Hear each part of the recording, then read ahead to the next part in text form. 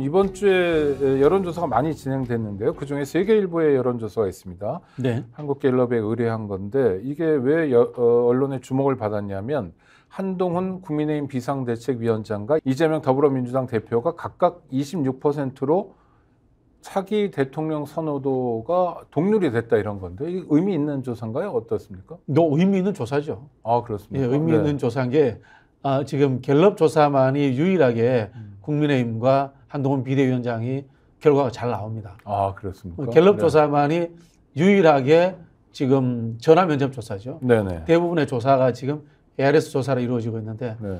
이 전화 면접 조사다 보니까 실제로 참 표현이 그렇습니다만 국민들이 전화 받고 응답하는 것을 좀 부담스러워하죠. 네네. 그러다 보니까 다른 여론조사에서 보면요. 이재명 대표의 지지율이라든가 한동훈 비대위원장의 지지율이 더 많이 나옵니다. 네네. 보통 이재명 대표의 지지율이 한 30, 한 3, 4% 나오거든요. 여기 지금 20% 중반 나왔거든요. 네. 여기는 그만큼 이 응답자들이 응답률이 떨어져요. 그러면 왜 중요하죠? 이게 결국 그러니까 실제로 민의를 제대로 반영한다는 겁니까? 아니면 거꾸로 반영한다는 겁니까? 투표율이 낮아질 경우에는 많이 반영하는 거고 네네. 투표율이 높아질 경우에는 이 지금 여론조사는 큰 의미가 없어지는 거죠. 그러면 갤럽 여론조사는 이를테면 적극 투표층, 적극 여론 주도층에게는 의미 있는 조사다 이런 말씀인가요? 핵심 지지층이죠. 네. 핵심 지지층에게는 의미 있는 조사다. 그렇게 보시면 되고요.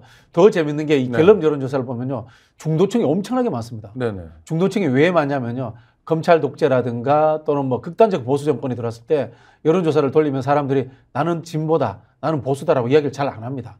대충 애들러서 중도라고 이야기합니다. 그 경향이 지금 이 갤럽 여론조사에 그대로 나타나고 있고요. 그건 약간 국민들이 두려움 또는 두려움을 갖고 있다는 거죠. 네. 네. 그리고 이제 이 조사를 조중동이나 일본 언론들이 많이 갖고 갑니다. 네. 물론 이제 갤럽이 갖고 있는 신뢰도도 있지만은 보수에게 좀 유리하게 나오거든요, 결과가. 보수에게 유리한 거라고 해도 윤석열 대통령 직무수행 평가 결과는요. 네. 잘하고 있다가 31%, 네네.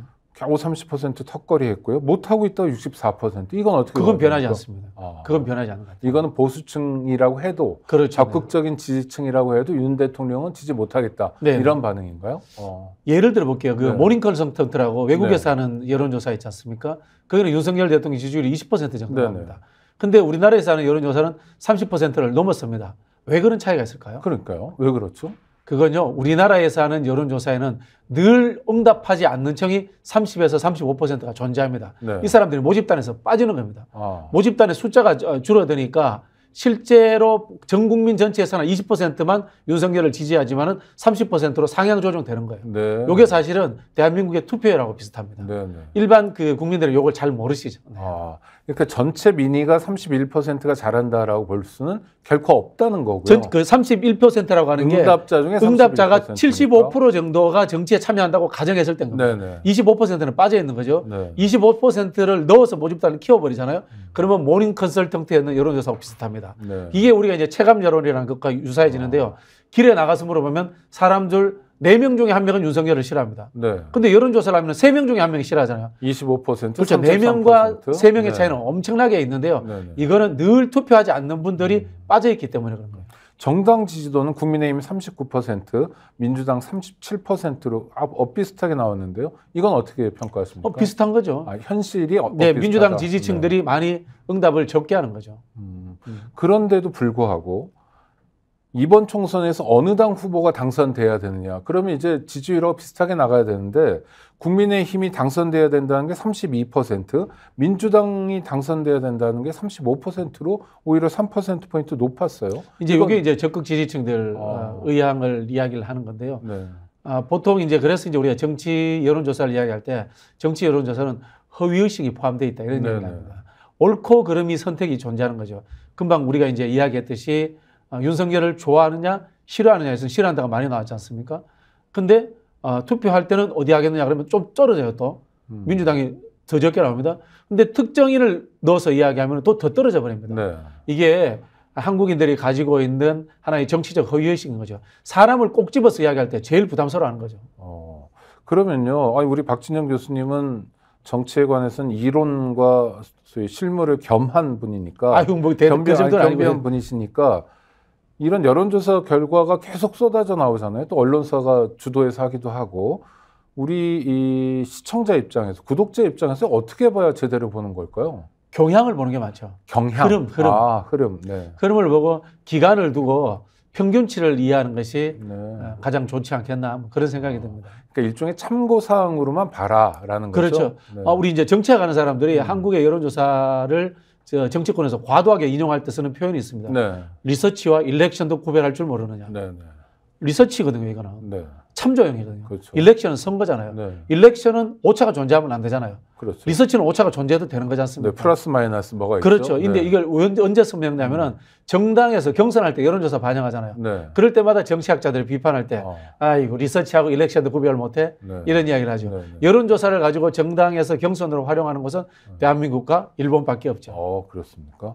그러면은 선거라는 건 한 표만 이겨도 이기는 거니까. 그렇죠. 네, 네. 네. 선거는 엄연히 다르다. 선거는 한 표의 오차만 있어도 부정선거가 되잖아요. 네. 여론조사는 오차가 있어도 문제 없잖아요. 그러면 또 하나. 이 여당 비대위원장이라는 게 여당 대표니까 그렇죠. 아무래도 여당의 얼굴이니까요. 차기 대통령 후보로 거론되는 건 자연스러울 수도 있는데 한동훈 국민의힘 비상대책위원장이 이재명 대표와 엇비슷한 수준으로 지지받고 있다. 이건 뭐 한동훈의 승리입니까? 성장입니까? 어떻게 봐야 됩니까? 성장했다고 봐야죠. 네, 성장. 결국은 이거 아니겠습니까? 보수 지지층 내에 후보가 없으니까 네. 한동훈 쪽으로 몰아준 거죠. 그런데 우리가 이런 생각을 합니다. 진보가 한 35%, 네. 보수도 한 35% 정도 됩니다. 네, 네. 한국의 지형에. 그러나 한동훈이 의미 있는 자생력 후보로서 진출을 했다면은 뭐 ARS 조사든 뭐든 간에 35%를 한번 넘어봐야 돼요. 네. 못 넘었잖아요. 네. 이건 뭐냐면은 한동훈 비대위원장의 지지율이라는 것은 윤석열 안에 한동훈이다. 라고 이렇게 보시면 되는 거고요. 그리고 교수님 말씀하신 것처럼 대표 주자가 안 보이기 때문에 일단 때문에. 한동훈이라고 말해 놓는 거다. 그렇죠. 네. 네. 그러면 여태까지 후보로 거론됐던 이를테면 대구시장 홍준표, 그다음에 이분 보수 진영의 후보로 봐야 되죠. 이준석, 유승민, 네네. 뭐 이낙연 뭐 이런 분들은 별 의미가 없다고 유권자들이 평가하는 건가요? 현재 상황에서 그렇죠. 네. 현재 상황이 왜 그러냐면요. 한동훈 위원장 뒤에는 윤석열이 있는 거예요. 네. 자, 홍준표는 좀 다를 수 있습니다만은 우리 국민들은 이준석을 대선 주자감으로 찍어본 적이 없습니다. 아직은. 예, 네. 오세훈도 찍어본 적이 그런데 없습니다. 이번 여론조사에서 3%로 홍준표 시장하고 똑같이 동률이 나왔어요. 그렇죠. 유승민 의원도 찍어본 적이 없습니다. 네네. 그러나 윤석열은 찍어봤습니다. 지난 대선 때. 네. 그건 뭐냐면 한번 경험을 했다는 것은 굉장히 많은 일체감을 느낀다는 거예요. 네. 그 일체감을 느끼는 사람이 한동훈을 지지하고 있구나 네. 라고 이전되어 가는 겁니다. 지금 상황은. 그러면 한동훈 국민의힘 비상대책위원장에게 쏟아진 26%의 지지는 한동훈 위원장의 것이 아니라 윤석열 대통령의 것을 잠깐 빌린 것이라고 네네. 봐도 크게 틀리진 않네요. 그렇죠. 이제 다만 이제 여기에서 홍준표 후보의 표는 또 다시 봐야 됩니다. 네네. 홍준표 후보가요. 지난 대선 경선에서 보면은 초반에 시작할 때 한 자릿수였습니다. 네. 근데 마지막 경선 최종 시점에 가면은 윤석열 후보가 거의 비등비등해집니다. 어쩌면 이기나 싶었어요. 예, 네. 그게 실제로는 홍준표 후보에 대한 실력의 문제도 있고요. 네. 실력이 좋기 때문에도 있고 네. 두 번째는 뭐냐면 그전 대선에 한번 나왔었기 때문에 사람들은 찍어봤다는 경험치가 있고 다시 찍는 것에 대한 두려움이 없어요.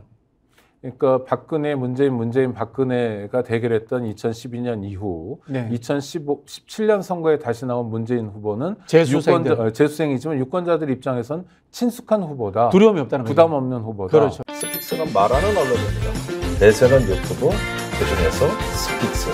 좋아요, 댓글, 구독, 알림 설정. 여러분이 저희를 사랑해 주시고 우리가 여러분을 사랑하는 4가지 방법입니다.